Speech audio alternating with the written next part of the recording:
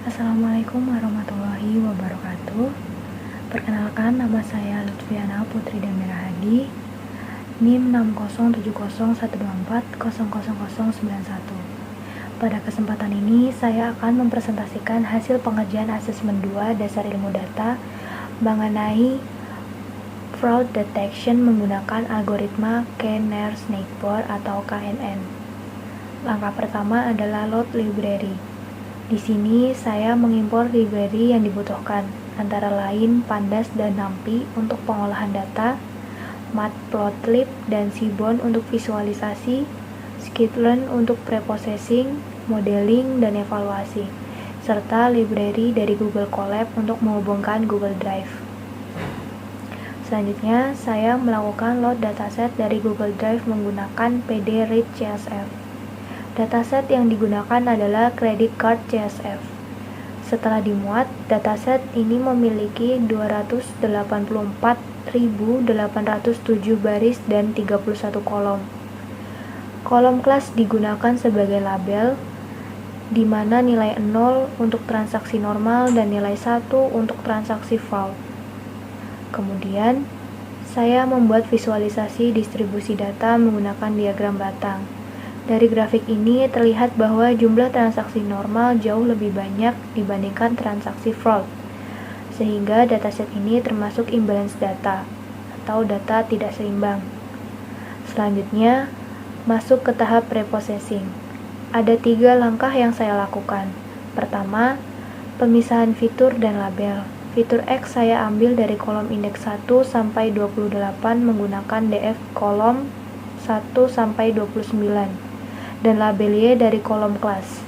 Kedua, pembagian dataset menggunakan train test split dengan proporsi 70% untuk training dan 30% untuk testing, dengan random state 0 agar hasilnya konsisten. Ketiga, feature scaling menggunakan standar scaler. Proses fit saya lakukan hanya pada data training, kemudian ditransform ke data training dan data testing untuk menghindari data leakage. Karena data masih tidak seimbang, saya menggunakan smooth atau synthetic minority oversampling technique. Untuk menangani masalah ini, cara kerja smooth adalah dengan membuat data sintetis baru pada kelas minoritas.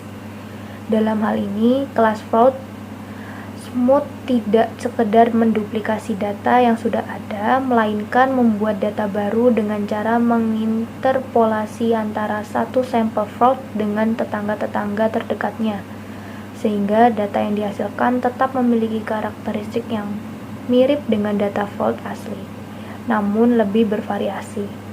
Parameter yang saya gunakan adalah Knetboards 4, artinya dalam proses pembentukan data sintetis, Smooth mempertimbangkan 4 tetangga terdekat dari setiap sampel fraud yang ada. Proses oversampling ini hanya saya terapkan pada data training saja menggunakan fit resample pada X-train dan Y-train. Data testing sama sekali tidak ikut di oversampling agar hasil evaluasi tetap mencerminkan kondisi data yang sesungguhnya. Setelah smooth selesai, saya kembali menampilkan distribusi data menggunakan diagram batang. Dari grafik terlihat jumlah kelas 0 dan kelas 1 di data training sudah jauh lebih seimbang dibandingkan sebelumnya, sehingga model diharapkan dapat belajar mengenai pola fraud dengan lebih baik.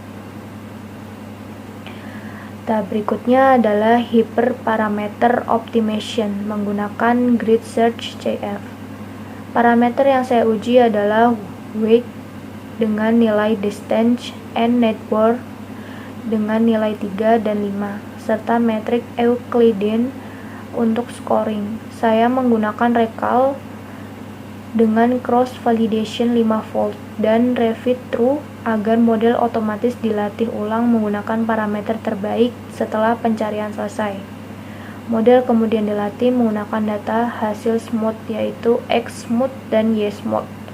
Setelah proses selesai, ditampilkan parameter terbaik beserta model hasil tani. Tahap terakhir adalah evaluasi model menggunakan data testing. Saya melakukan prediksi menggunakan classifier predict pada X-test, kemudian hasilnya dievaluasi menggunakan classification report dan confusion matrix. Berdasarkan hasil classification report, fokus utama evaluasi saya adalah rekal pada kelas 1 atau kelas fraud karena target assessment adalah minimal 80%. Model berhasil memperoleh rekal sebesar 0,85 atau 85%. Selain rekal, precision kelas fraud yang diperoleh adalah 0,63. Artinya dari seluruh transaksi yang diprediksi fraud oleh model, sekitar 63% memang benar-benar fraud. Kemudian F1 score kelas fraud sebesar 0,72 yang menunjukkan keseimbangan antara precision dan recall secara keseluruhan. Untuk kelas normal, model memperoleh precision 1,00, recall 1,00 dan F1 score 100 yang menunjukkan model sangat baik dalam mengklasifikasikan transaksi normal. Kemudian dari confusion matrix terlihat lebih detail hasil prediksi model. Sebanyak 85.223 transaksi normal berhasil diprediksi benar sebagai true negatif. Sebanyak 125 transaksi fraud berhasil terdeteksi sebagai true positif. Terdapat 73 transaksi normal yang salah diprediksi sebagai fraud atau false positif. Dan terdapat 22 transaksi fraud yang tidak berhasil terdeteksi atau false negatif. Pada kasus fraud detection, nilai false negatif menjadi perhatian utama karena menunjukkan beberapa transaksi fraud yang lolos dari deteksi. Dengan hanya 22 false negatif dan recall yang mencapai 85%, model dapat dikatakan cukup baik dan mendeteksi transaksi fraud pada dataset yang tidak seimbang ini. Mungkin itu saja yang saya presentasikan pada hari ini. Mohon maaf apabila terdapat kesalahan dalam penyampaian maupun penjelasan yang saya berikan. Terima kasih atas perhatiannya. Wassalamualaikum warahmatullahi wabarakatuh.